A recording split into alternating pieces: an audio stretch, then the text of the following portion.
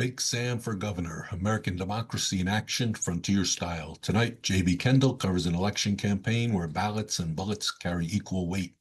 This March 1958 episode tackles political corruption with surprising frankness. Writer Antony Ellis understood that territorial politics made modern campaigns look civilized. Votes were bought for $5 apiece. Ballot boxes were stuffed openly. Election day fights left men dead in the streets. The episode aired during an actual political year. Americans in 1958 were following congressional races that would reshape the nation. Perhaps that's why Ellis chose to explore how rough democracy looked in its frontier infancy. What fascinated British journalists about American elections was the sheer chaos. In England, politics followed ancient rituals. In the territories, anyone with enough ambition and ammunition could seek office.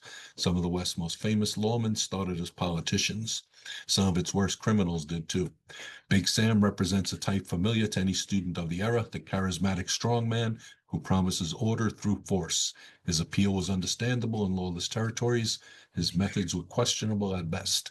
John Dehner voices Kendall's British amusement perfectly. The London Times covered monarchies and parliaments. Nothing prepared their correspondent for American frontier democracy. And insisted that I write about him. This is what I wrote.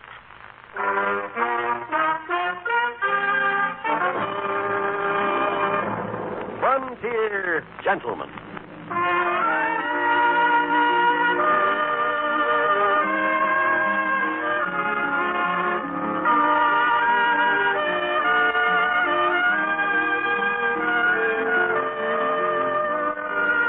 An Englishman's account of life and death in the West.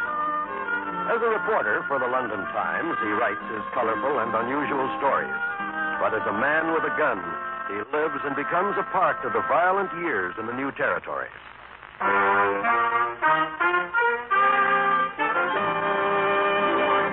Now, starring John Dehner, this is the story of J.B. Kendall, Frontier Gentleman.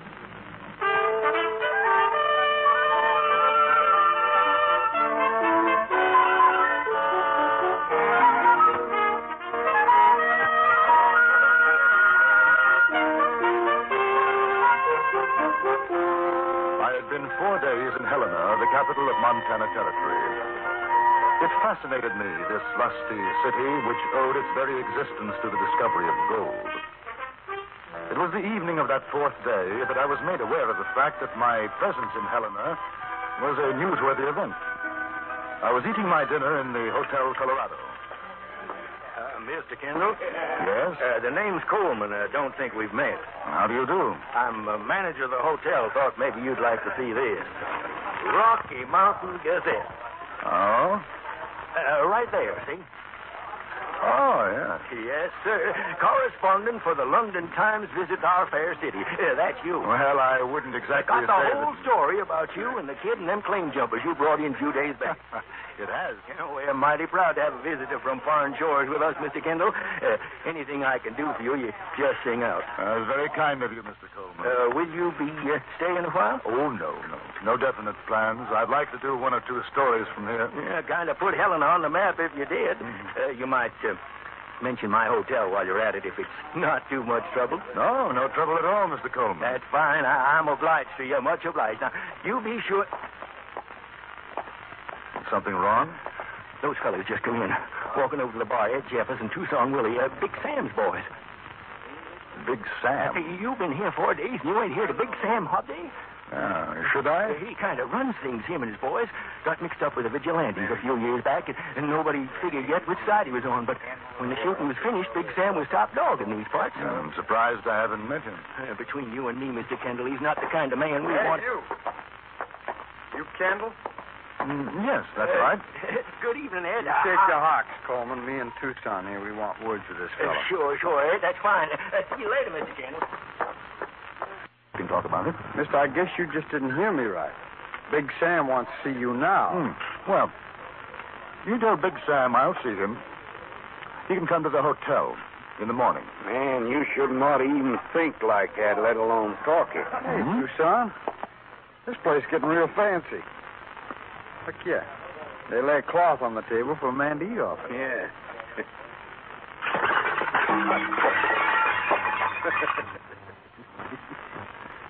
No, I seen a fella do that once. He whooped the cloth off and not a dish was broke. It stayed right there on the table. I'm sorry you did that. Mister, you try and draw iron, I'm going to shoot you full of daylight. Tucson's got the drop on you, Kendall, for a fact. He's an awful fast gun. So I see. This friend of yours, Big Sam, he must be rather anxious to see me. Oh, sure. Big Sam just wants a nice, quiet talk. Ain't that so, Tucson? Yeah. So let's burn the breeze out of here. I was relieved of my gun, and we left the hotel. I noticed that most of the men passing by gave my companions a hurried nod and a wide berth as we made our way down Main Street toward a saloon. It was called a Bonanza, and from the look of the business that was being transacted at both bar and gambling tables, the name was a fitting one. I was taken upstairs and shown into a quite gaudily furnished room. Sitting behind a table was one of the largest men I'd ever seen, literally shoveling food into his mouth. Lolling on a couch nearby, a woman of rather extraordinary proportions was sipping champagne. Oh, Kendall, how's your dinner? And I was having it. There was a slight interruption. What's the matter, you jabber? Think you got no manners? Well, it ain't our fault, Big Sam. He wasn't going to come. That's right. We had to persuade him. All right, go on, get out. Grab a chair, Kendall. All right, Millie, get a plate. Give Mr. Kendall some of them lamb fries. Best doggone lamb fries you ever ate, Kendall. I'll go ahead, sit down. This here's Millie. Best looking gal this side of Chicago. How do you do? Tell you what I want to see you about, Kendall. I figured you want to write something about me in that London paper of yours. Here's your lamb fries, Mr. Kendall. Oh, yes, thank you. Champagne, Millie. See, the Rocky Mountain Gazette says you're in town, Kendall. That was a fine thing you done for that kid the other day. Fine thing, yeah. No good scissor bill cream jumpers got what they had coming. Should have hung them, though. What'd he do? I ain't read the paper. Shut your mouth, Millie. Where's your champagne? Here's your champagne, Mr. Kendall. Thank you. Now go lie down and don't bother us. So, like I say, Kendall, I'm a pretty big man in these parts, and I figure folks read your paper and want to know. Well, is there something particularly interesting about you? I mean, aside from the fact that you own what is obviously a successful business? Hey, mister, this town only breathes when I tell it to. Ain't that so, Mel? Sure. That's right, Mr. Kendall. I got myself one of the biggest strikes in the country. Taking out better than $1 million. How's that? Congratulations. The saloon, that's just a sideline with me. I'm a man that's going a long way, Kendall. You write about me, it'll help. Savvy? In what way? Well, I've been thinking about going in for politics, maybe being governor.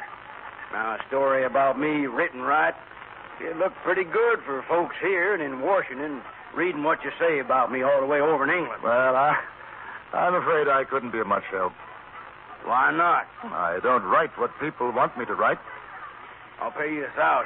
I don't think so. Thank you. Oh, sit down. You ain't even tasted your lamb fries. Some other time. Good night. Hi, Kendall. You going or staying, Big Sam? Staying. Well, now you go on back inside, huh?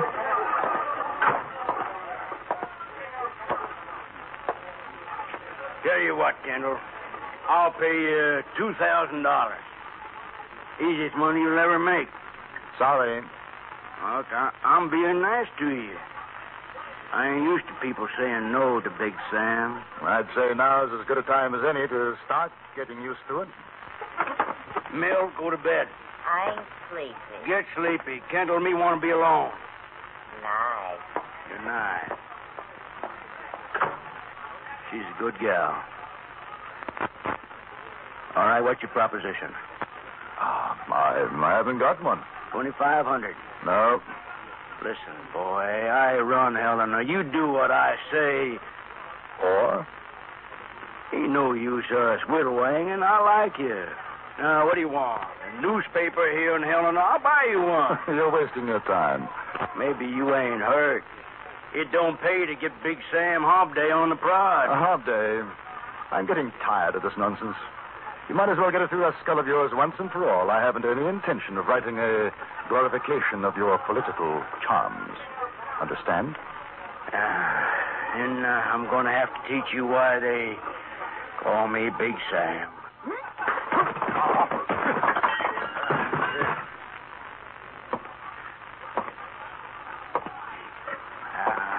Maybe you understand now, huh?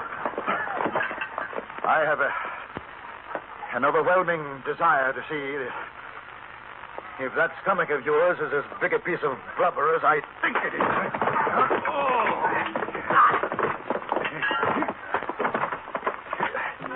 He must have weighed 280 pounds. But I found out very quickly that looks can be deceiving. There wasn't any fat on him. He was as hard as rock. So were his fists. I vaguely remember getting in a beauty on his nose. Then something sloshed me over the left ear, and I was finished.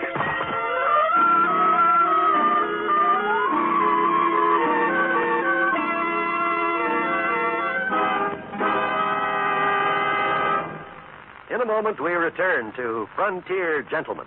Now we return you to the Antony Ellis production of Frontier Gentlemen.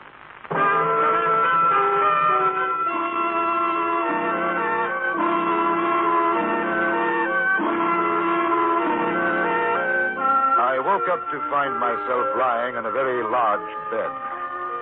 The lady named Millie billowed over me, applying a wet cloth to my head. Behind her, I could see Big Sam Hobday.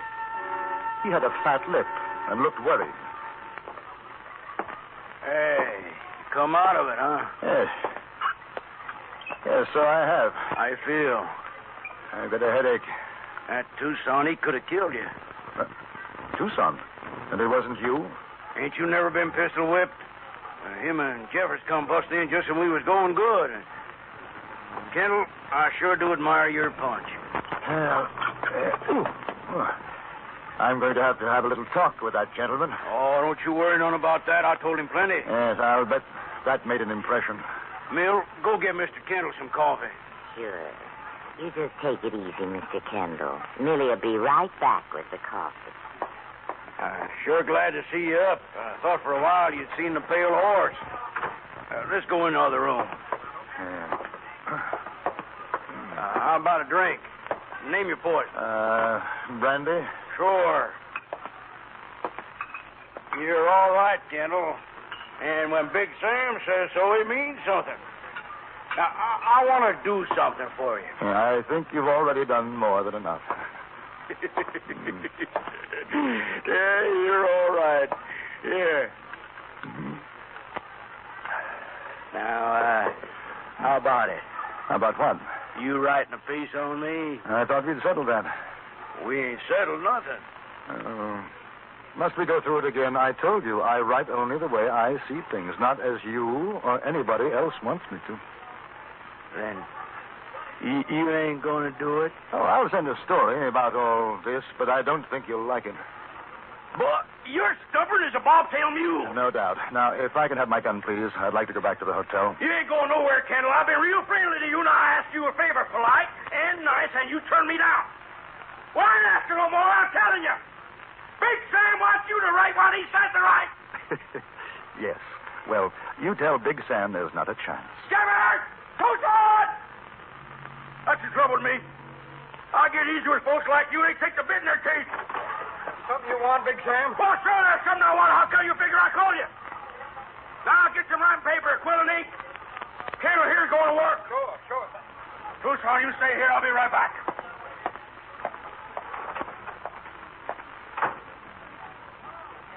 How about you sit down, Kendall? Yeah. That's fine. Don't you do nothing to make me shoot you. Big Sam will be awful mad. Ooh, perish the thought. Here's your coffee, Mr. Kendall. Thank you, Millie. You sure are welcome. Tucson, how come you're holding a gun on Mr. Kendall? I'm watching him for Big Sam. Oh. You know, Mr. Kendall, you shouldn't ought to wrangle with Big Sam. He's a real loving man, when you get to know him, that is. Why don't you do like he says, huh? It'd make him real happy to be a governor. But it would make me very unhappy. Oh. Tucson, put away that gun. Look here now, Kendall. I brung Sheriff Downer. He just happened to be passing by. Hello, Sheriff. Mr. Kendall. Sure is nice seeing you again. You walked out so quick after bringing in them claim jumpers, I never did get a chance to properly thank you. Sheriff could tell you about me, Kendall. I could for a fact, Big Sam. Sheriff thinks I make a doggone good governor, don't you, Downer? Well, what I think ain't so much, Big Sam. It's the people that count. You see?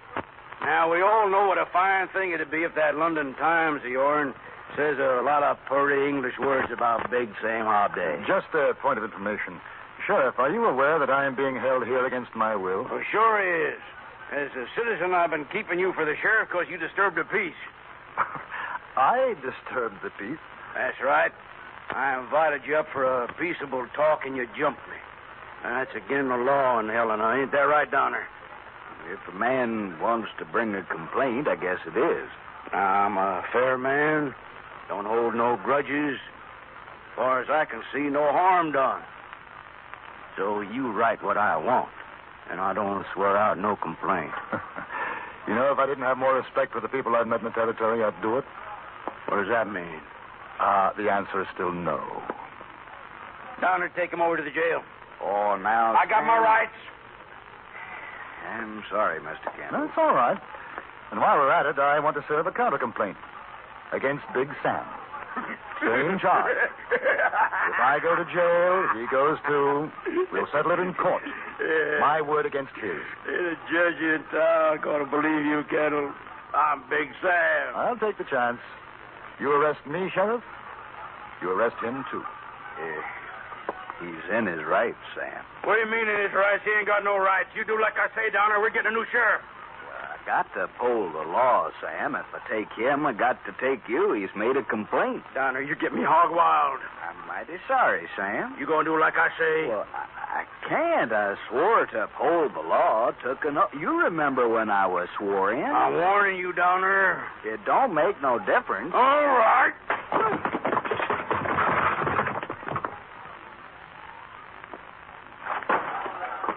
I found papers. Hey, what's the matter with the sheriff? You and Tucson lay him on the bed inside. Mill, go take care of him. Felt like maybe I broke your jaw, poor feller. Now, Kendall, you see how it is around here. Why don't you just fall off and cool your saddle and write your piece? The boys will keep you company. Jeffers? Yeah? I'm going downstairs for a while. You and Tucson keep an eye on things. Kendall, you have that finished when I get back, you hear?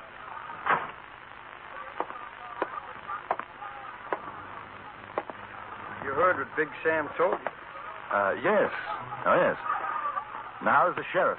He's fine. Didn't break a thing. He'll be coming around. Now, you get going, huh? I'll put the paper and a quill there on the table. I may need some help. What kind of help? Oh, things about Big Sam's background, his past. Well, Tucson here can tell you. You've been with him longer than me. Good. Good.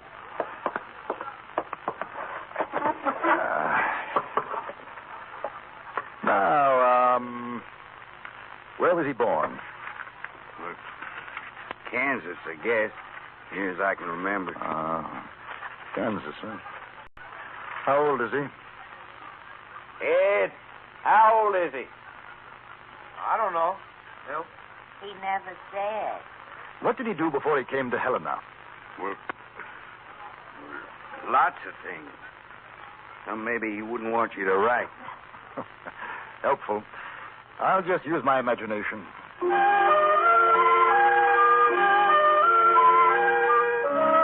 I began to write flowery, revolting nonsense. Tucson came closer, leaning over my shoulder. From time to time, I asked him a question. I knew if I could take him off guard for just a moment, it would give me a chance to get his gun. I had filled almost 2 pages when the time came.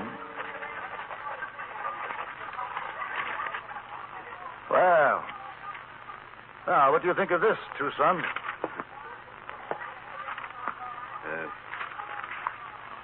In Montana Territory, the flower of manhood has reached its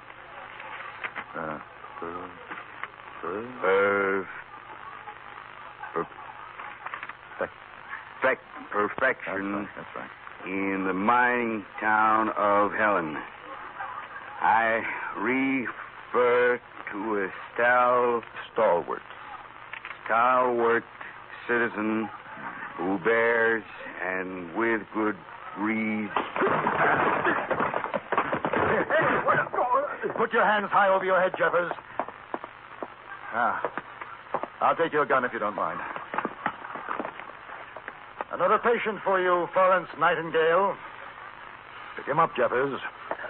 Take him in there. Kendall, Big Sam ain't gonna like this. I have an idea there'll be quite a few things Big Sam won't like. This is the least of them. Move over, Sheriff, honey. You got company. I'm all right. Let me up. Millie, you souse him with water. Get him awake. I'm arresting him. And you, Jeffers. Big Sam, too. Mr. Kendall, I'll ask you to be a witness at the trial. My pleasure, Sheriff. Hey, now, you can't arrest Big Sam. Listen, boy. Maybe I ain't the best sheriff in the country, but there ain't a man alive gonna bust me in the jaw and get away with it. Oh, he didn't mean nothing, Sheriff. He's just a big, playful puppy. Kendall! Tucson! Jeffers! Shall we break the news to the playful puppy? Sam, I'm arresting you for doing me a bodily harm. You're fired, Downer. I'm firing you right now. Roll your blankets and pull freight out of here. We'll let the judge decide that. The